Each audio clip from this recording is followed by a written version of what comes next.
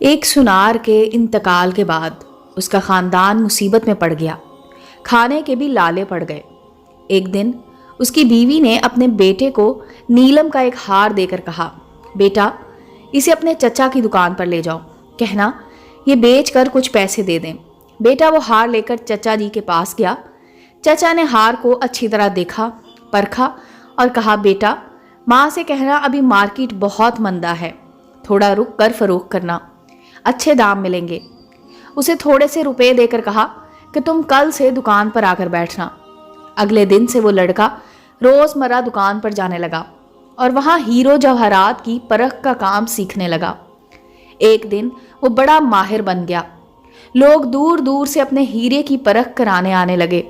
ایک دن اس کے چچا نے کہا، بیٹا اپنی ماں سے وہ ہار لے کر آنا اور کہنا کہ اب مارکیٹ میں بہت تیزی ہے، اس کے اچھے دام مل جائیں گے۔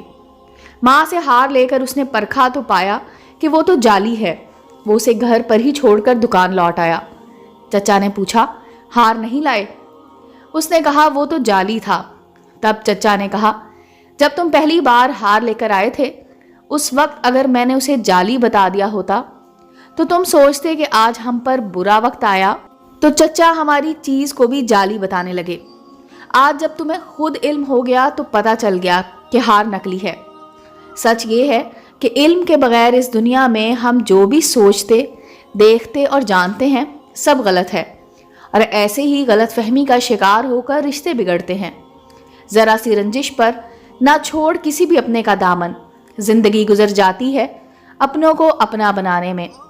امید ہے دوستو سٹوری اچھی لگی ہوگی۔ چینل کو لائک اور سبسکرائب کریں اور بیل آئیکن کا بٹن دبانا مت بھولیں تاکہ ہر نئے آنے والی سٹوری کا نوٹیفیکیشن آپ کو مل سکے۔